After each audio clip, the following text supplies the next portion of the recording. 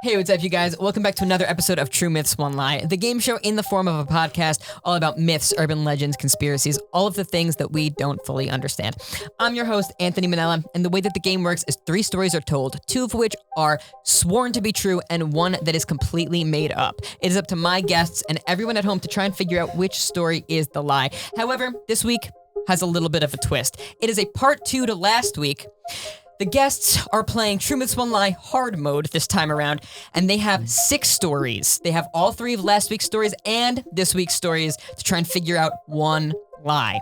Today's first guest lied to the entire world in his last vlog. Ryan, please explain yourself.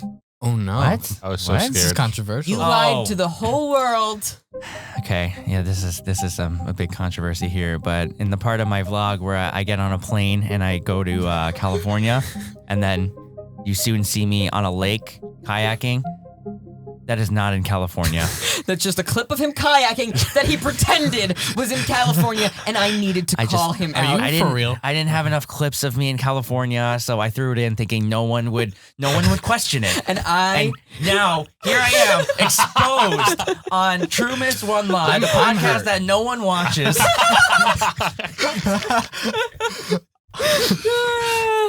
I'm about to walk out and we didn't even lose. Well, you shouldn't walk out because this is a compliment. Today's second guest became a professional longboarder in the span of just a few weeks. Professional. He's absolutely incredible. And by that I mean, he says, hold my hand while I go down the hill. What? That didn't happen. My brother, Christopher Manella. It did not happen.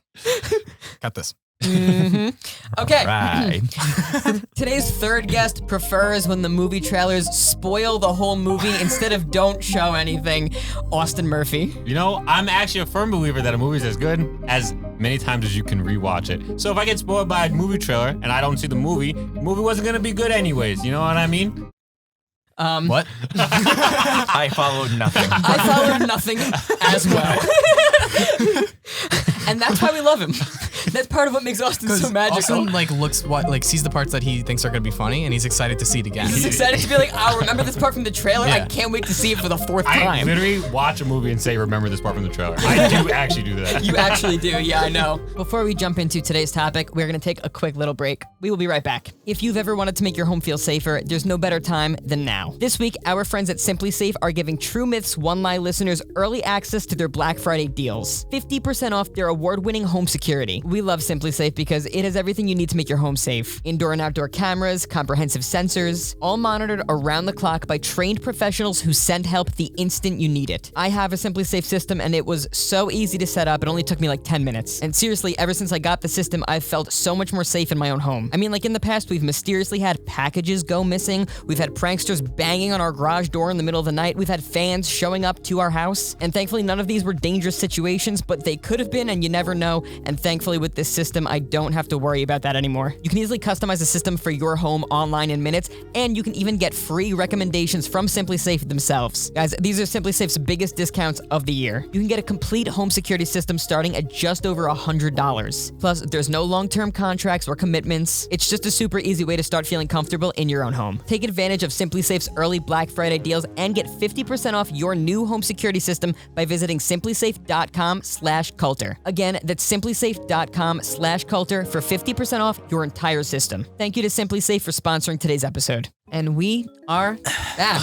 So for those of you who watched last week's episode, you already know that this is a part 2. We are talking all about Skinwalker Ranch again today. It's a super interesting topic because for those of you who didn't see the last episode, it's basically a ranch that a ton of paranormal activity has happened at. So much so that the government has privately funded a research team, a scientific research team, to go in there and observe these things and report it because they think that this place could be some sort of national security threat. So last week's episodes only talked about what the family who lived there in the 90s, the Gormans, saw. This episode takes place both about the Gormans and also the scientific research teams are in each of these stories there, backing these things up. These stories, like by the government, by the scientific research team, say, I swear to you, these are true stories. And they're going against everything that science believes in and risking their careers by coming out and saying these things, but that's just what makes this so credible. They're some of the most realistic, like paranormal, quote unquote, stories that you could have. Yes, Christopher. Does that go for the first 3 as well? The first 3 are only told from the point of view of the Gormans of the That family. makes this very difficult. If you thought that last week's stories were like weird and unbelievable, oh, you are in for a treat, my friends, because these stories are nuts. So if we do win this episode, can that count as 2 wins? Sure. No way. I will literally give you guys 2 points if you get this right, because this is True Myths One Lie hard mode. Oh no. Even the fact that this is like a hard mode version and you guys have to pick out of 6, like that side of the episode is aside, I really think that these stories are so freaking cool, and I'm really excited to tell them. And I hope you guys like them as much as I do. Well, let's dive right in. Story number 4. If you remember from last week, Tom and his wife Ellen are the people who own this ranch. Their last name are the Gormans, and lots of crazy things happen here. And it's believed to be that this is maybe the place where skinwalkers originated from. That's the theory. And that's how it got its name. That's why everyone knows it today as Skinwalker Ranch. Weird things happen there still to this day. So now on to the story. This took place on March 10th, 1996. Tom and his wife Ellen were out and they were checking on one specific cattle because this cattle just had a newborn calf. So they're watching over it, and then they go attend to other business on the farm for 40 minutes. When they come back, there is an absolutely horrific sight.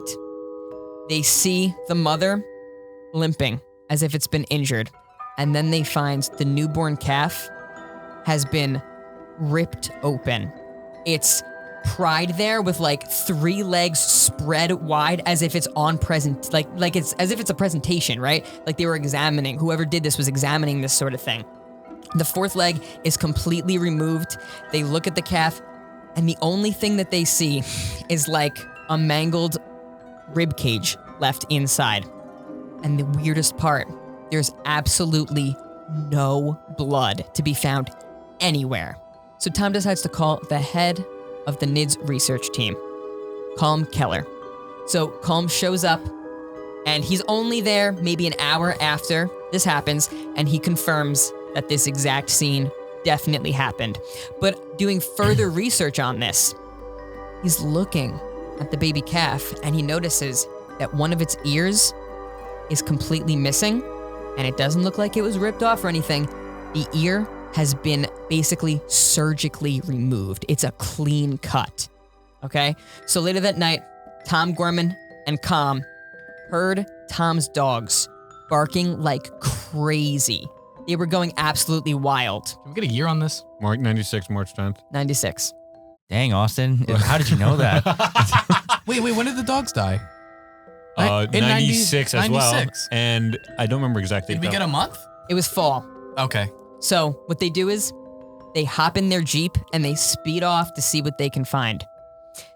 They're driving for a while, and that's when they see a cow standing over, oh my God. Cowman. Grabs him by the neck and starts swinging him around. Udders. Grabs him with his udders. No, they see a cow standing under one tree. And they're looking into this tree, and they see these 2 yellow lights illuminating from inside the branches of the tree. They get a closer look, and they see this really weird, animalistic-looking creature perching in the branches. So Tom takes out his weapon, and he shoots the creature.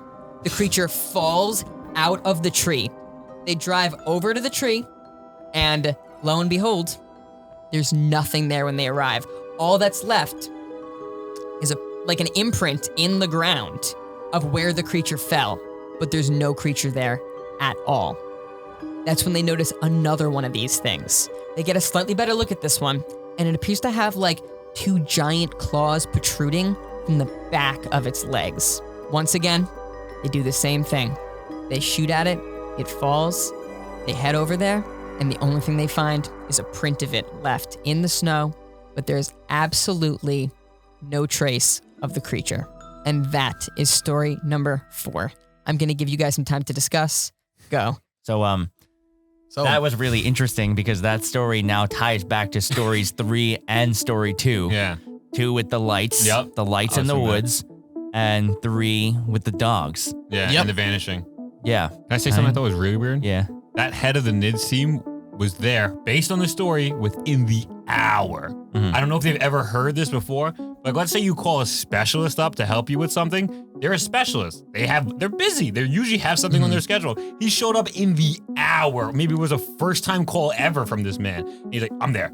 So- Like, that's crazy. So can I add? Yeah. This group of people are hired to only look at this one ranch. That's their only job. Yeah, I was thinking something like that. And they also stay right nearby. Gotcha. They like basically live on the ranch. They're like ready for these calls. But Yeah. if I got a call on Mario Day, I would be so mad. I'd be like, I do not want to work today. Now it's like, did story 4 just steal pieces from the other stories? Yeah. Or did one of the other stories take something from story 4? Mm-hmm. Yeah. I think the fake one is one of the ones with the dogs. Yeah, I don't know which so one. So far, that's what I'm thinking. We might have been right when we were trying to go for 3 last time. Because now it gives more credibility to the dogs thing. Because Yeah. at first we were like, Yep. oh, he made up the dogs out of nowhere.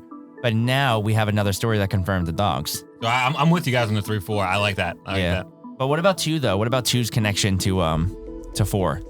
With the lights. Again, there was like weird headlights in the woods.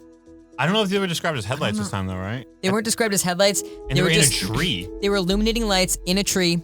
He shot the thing. When the thing fell, the lights were gone too. Yeah, can we talk about the fact that he just shot this thing? I had no and idea then what it it even ran was. It didn't away. even do anything. Tom, what's his last name? Gorman? Tom Gorman is a dangerous man. He is. Because he just sees something that he doesn't recognize and shoots it on sight Yep. immediately. You are gonna love the minigame. He said, "What's that cow looking at?" Bam.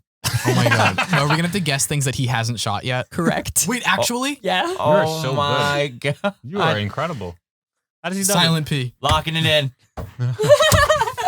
I'm You listening win. to whatever he says. That's Whatever he one says, win. I'm Honestly, listening to him. Toph has just been so on point this episode. I'm listening that- to him. And the episode prior that I'm afraid that he's gonna get it right even on hard mode. Yeah, right. So, Tove woke up on the right side of the bed this He morning. did. I did.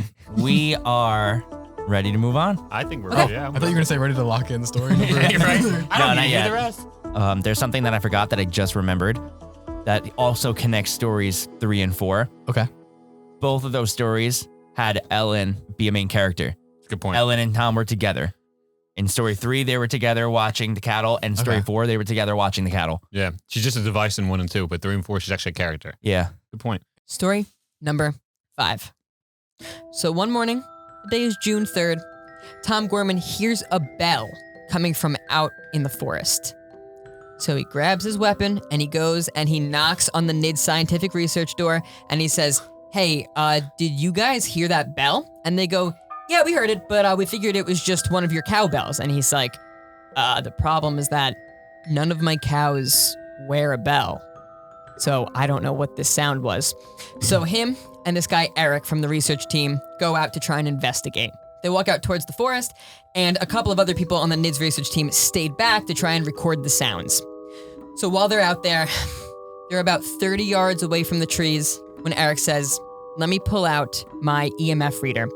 For those of you who don't know, an EMF reader is basically something that it reads like magnetic waves. So this way, if there's things paranormal or things that are extraterrestrial, it'll pick up strong like radiation and strong magnetic fields. Electromagnetic fluctuator. I thought it was just field. I don't know what it stands for. It'll pick up electromagnetic fields from paranormal, like ghosts and aliens and so on and so forth. So they're over there, and he's getting an extremely high magnetic field reading from his EMF reader. Tom is looking through the scope in his weapon, and he's waiting to see if he can see anything so he can shoot at it because Tom loves shooting things. Trigger happy Tom. They don't see anything, but they hear the bell, and it's getting closer and closer and closer to the edge of the trees. Yet, they still can't see anything. Right as the bell sounds like it's getting to the edge of the tree line, it then starts to turn around and head back into the forest. Eric suggests that they should go back to the trailer to get some other pieces of equipment to see if they can get any stronger readings, pick up on anything at all. So they go back to the trailer, they go back out there, they don't find anything. They call it a night. Eric goes back to the trailer. That night, the team from the trailer has recorded the sound of that bell multiple times. And that's when they start to see a huge, weird, shadowy figure lurking through all these trees. And the same thing would happen. They would hear that bell, it would get close to the edge of the tree line, and then it would go back out every time it got close. This would happen over and over and over again. They were seeing it reach the tree line, or they were seeing it from the Hearing it. trailer via the video? They were seeing it via video. Okay. They set up equipment outside of I the know they had the woods. sound equipment. I Yep. wasn't sure if that video also. Okay. They were hearing the bell move closer and seeing this thing lurking through the woods. Gotcha. Like a heat camera, what are they called? Yeah, so the next morning, Tom realizes that they heard things and saw things, but there was no legitimate proof of anything happening, so he goes and walks out into the woods. And what he finds is about a 10-foot wide trail of trees completely knocked down, like as if something had bulldozed an entire trail, and the trail goes for as far as he can see into the woods. And that is the end of story number 5. I'm going to give you guys some time to discuss. Go. Immediate plot hole being, how did no one hear the trees get leveled? Yeah. If a tree falls in a forest and no one is around to hear it, I guess it doesn't make a sound. Yep. Nope. 10 feet is the size of a basketball hoop. 10 feet wide of trees just cleared down in a forest. Yeah. That is huge. That's like literally a whole roadway almost. Or half a roadway. It's like one lane. Like that sounds like a UFO thing. What Well- they do with the crops. yeah, when they literally 10 just feet shred through. wide of trees leveled is not that much considering how thick a tree is, and would these trees be directly next to each other? Maybe like 3 trees went down. No, But but it like- went, it went for but like, miles. Yeah. but like That's what I'm saying. Like a the bulldozer wide isn't going is to do not that. that much. I'm saying like a bulldozer going to do that because the bulldozer's not Right. wide enough. You know what I mean? Like that would have to be something supernatural, or like a super strong man just running and Yeah. just ripping them out of the ground. Yeah. Exactly. There was some large shadowy thing, That's what they saw. Do they Right. know if that's what did it?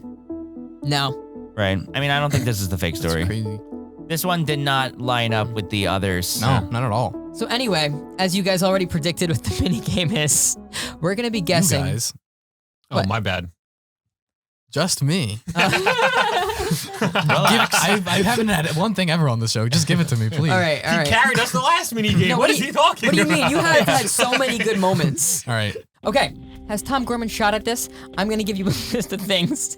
You basically have to guess yes or no, and you can use your stories as context clues. You ready? Sure. The first thing, UFOs. Absolutely. Yeah. Yes. Yep, he shot at these constantly. Aliens. Yeah. I don't know if he ever actually saw aliens. I feel like No, the one in the tree.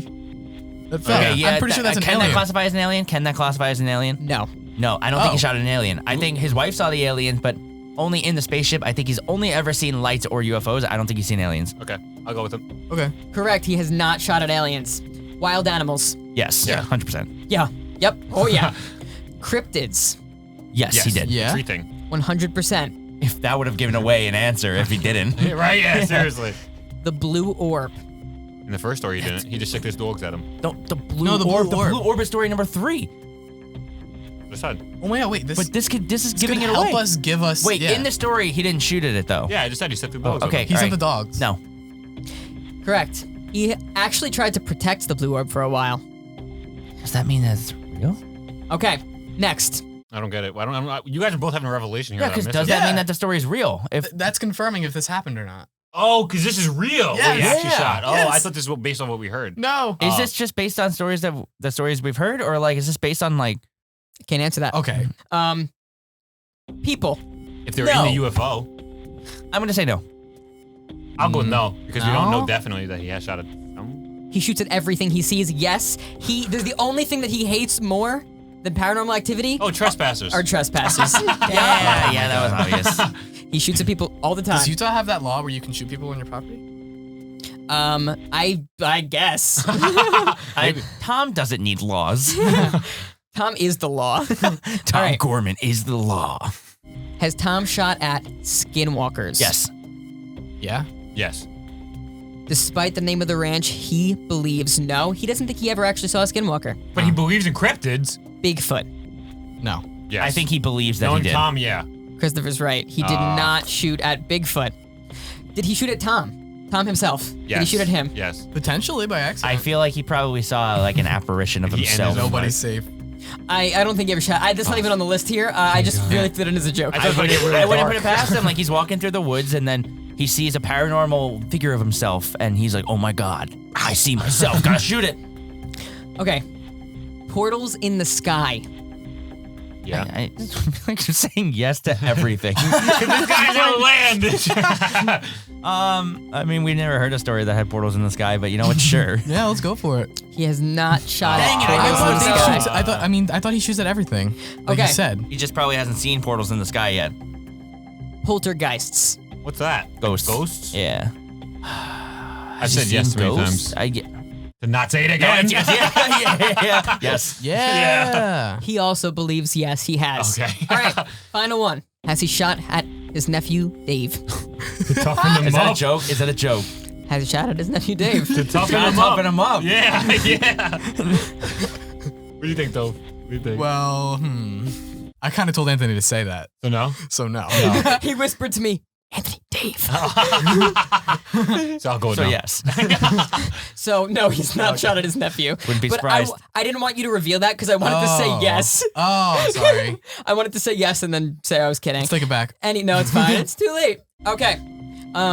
So those are the list of things that Tom has shot at. Basically everything. He Except loves for shooting. portals Yeah. in the sky. Except for portals in And the sky and himself. the blue orb. Yeah, and that, I don't know. Skinwalker. Skinwalkers. Yeah. On the ranch he lives in. Yeah, on Skinwalker Ranch. Yeah, I mean, that's just what he believes. Hmm. I feel like he's wrong and he shot at them without realizing that that's what he shot at. That's just my personal theory, though. Big wolf. Anyway, we're gonna take a quick little break. We will be right back. Is there something in life that's preventing you from achieving your goals? I know for me personally, I lose motivation actually when I have more things to do because I get very overwhelmed and I get very stressed, and the more that I fall behind, the less I want to do it. Or maybe you just haven't been feeling 100% yourself lately and you don't know why. Well, that's where today's sponsor, BetterHelp, comes in. BetterHelp will assess you and match you with your own licensed professional therapist based on your specific needs. It's all online, it's super convenient, you don't even have to leave your home. And from right now, you can start communicating with someone in just under 48 hours. You get weekly video or phone sessions with your counselor, and you can message them at any time. And they're committed to giving you a therapeutic match, so if your counselor doesn't feel right for you, it's free to switch. Not to mention, it's more affordable than traditional counseling, and financial aid is available. There's no more being limited to the counselors that are available in just your local area, because this service is available to every single one of you guys worldwide. They specialize in so many different areas, from depression, anxiety, stress, lack of self-esteem, lack of sleep, relationships, so on and so forth. I want you to start living a happier life today. As a listener, you'll get 10% off your first month by visiting our sponsor at betterhelp.com/culture35. Join over 1 million people who have taken charge of their mental health. Again, that's BetterHelp, HELP.com/culture35. Thank you to BetterHelp for sponsoring today's episode. If you've ever wanted to make your home feel safer, there's no better time than now. This week, our friends at Simply Safe are giving True Myths One Lie listeners early access to all of their Black Friday deals. 50% off their award-winning home security. We love Simply Safe because it has everything that you need to make your home safe. Indoor and outdoor cameras, comprehensive sensors, all monitored around the clock by trained professionals who send help the second that you need it. Also, I have my own Simply Safe system and it's so easy to set up, it only took me a few minutes. I feel significantly more safe in the comfort of my own home ever since setting up the system. Like, your home is supposed to be the place where you feel comfortable all of the time, but we've had pranksters come in the middle of the night and try and scare us by banging on our house. We've had fans show up to our house. We've had people take our packages. All things I no longer have to worry about with having home security. And if you're still skeptical, Simply Safe was named the best home security system of 2021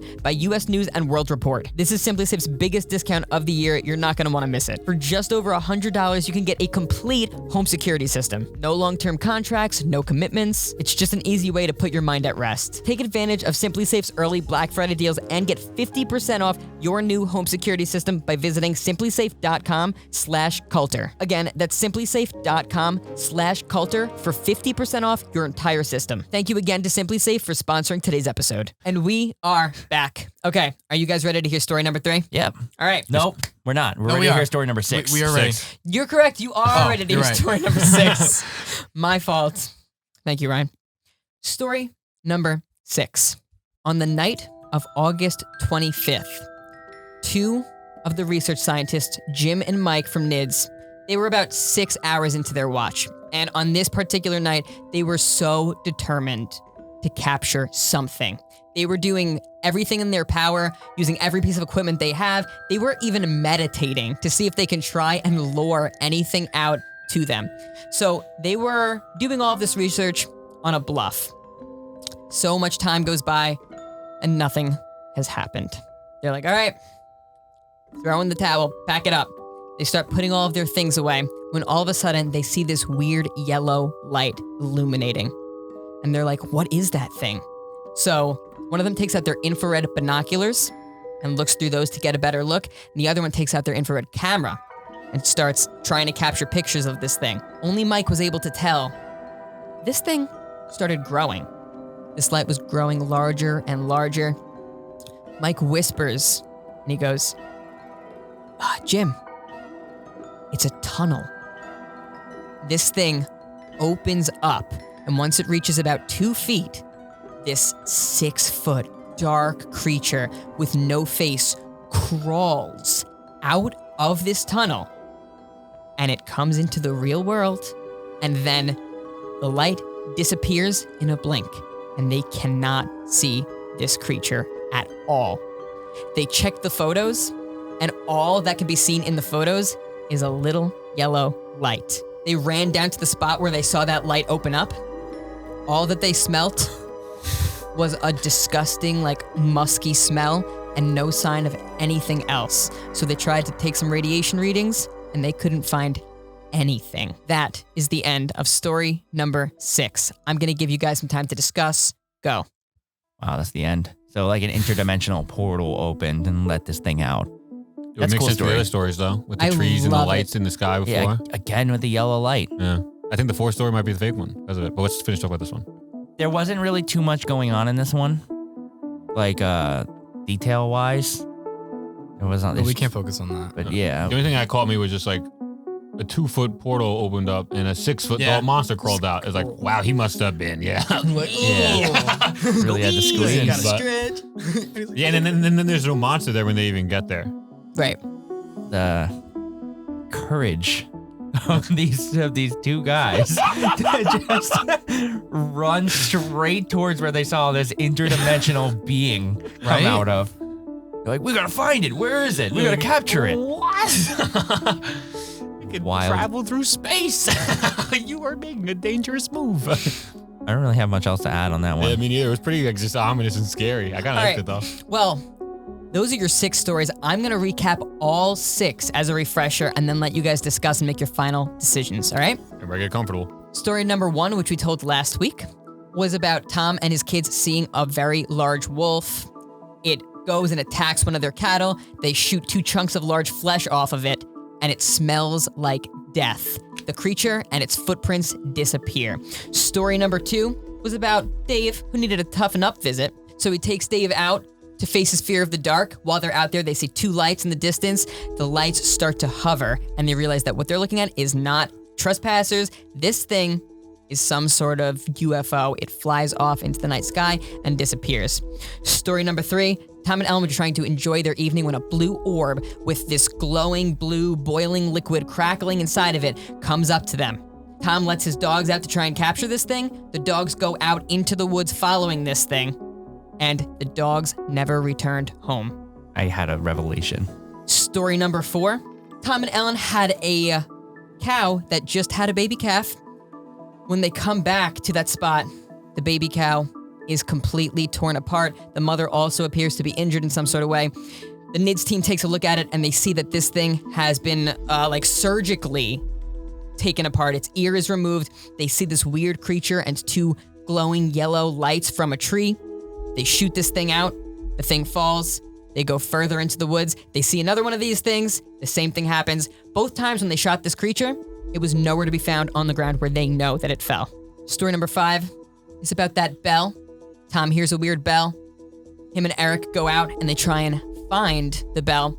They don't. The NIDS team is recording both sound and audio all night, and they see creatures lurking in the woods. They hear the bell. It gets close to the edge of the forest, but it keeps going back into the woods whenever it gets close. When Tom goes out there the next day, he finds so many trees have been bulldozed down. It's about 10 feet wide, and the trail goes for as long as he can see. Story number 6, the NIDS team is about 6 hours into their watch when all of a sudden they see a portal open up. Some weird 6-foot tallish creature with no face crawls out of the portal. It can't be seen by the camera, but it is seen through the binoculars. They go down there to see what they found, and all they smell is this weird musky smell, and they found no trace of anything that had happened. Those are your 6 stories. I'm going to give you guys some time to discuss. Go. I think I had a revelation. Let me hear it. So, about the Blue Orb, for number 3. In the minigame, we were presented with the question of, did Tom shoot at the Blue Orb? And we said no, because in the story, he did not shoot at it in the story. But when I asked Anthony if that confirms whether or not the story, he said he couldn't say. And my thought is that, of course, the answer would be no, because 1, we didn't see it in the story, but 2, if that story is not even real, he didn't shoot at it. You know what I'm saying? Yeah. Remember when Anthony also added that he was trying to protect the orb? Yeah. But he didn't seem like he was trying to. He sicked his dogs on them. Yeah. I think that was thrown into the minigame to throw us off and make us just think that story is real. Mm-hmm. You mean real or fake? I think it's fake. Yeah, okay, But gotcha, I yeah. think it was thrown in there to make us you. think this is real. Yeah, totally get you. I agree. And I like it. Story 3 also has the connection to story 4. They're very similar. I feel like I might want to stick with 3. I think 3 or 4, but I'll go with 3. I definitely will go with 3. But I don't want to be the reason that we get it wrong. But what do you guys think? I think that's a very sound line of thinking. I was thinking that it was either 3 or 4. Yeah. And then I think with that, it makes me scrape 4 off the list because that more so just makes 3 seem like it has to be real. Mm-hmm. And it's like, dude, stop glorifying this. It's just as fake as the other ones. You know what I mean? So I feel like it's trying so hard, it's probably fake. And I think it would be wild if we locked in 3 last week and 3 was right all along. We figured it out before even hearing everything else. That would be crazy. I yeah. like that. I totally I get don't it. think he would make 6 the one because then it's the freshest in our mind. Yes. Yeah. So Very good point. it's safe to put it somewhere in the middle. I would say I'm 3 or 4. down to lock it in 3. I'm down, yeah. All right, Anthony, of this completely unnecessary, ridiculous version of True Miss One Lie That is correct. that's made for us to lose. Thank you. We are locking in story number 3 as the fake story. You're locking in story number 3. We're locking in story 3. Guys, it is not story number 3. Can we get a second guess? Go ahead. Does it count as a win? Can it count as one It win? will not count as a win. It'll count as 1 win. No, We'll what? talk about it. We'll talk about it. The math adds up that way. Yeah, because if we got it right on the first guess, it It was would've going to count went as 2 2 wins. wins. So if we get it right on the second guess, it's 1 win. 1 win. And then third guess, it's nothing. I'm not going to give you a second guess then. Oh, damn. Well, we're locking in story number 4. You're locking in story number 4? Yep. It is not story number 4. Is it number 5? No. It's story number 5. The bulldoze trees! I'm okay. That means I could sue myself. Story number 6 was confirmed That was very weird. by Nids. That's so true. That's terrifying. Whatever. I think we played well. You win some, you lose some. I think you guys played very well. I think that your reasonings for breaking everything down were very, very good, despite there being literally so many stories to that. choose from this time and so many details to pick apart.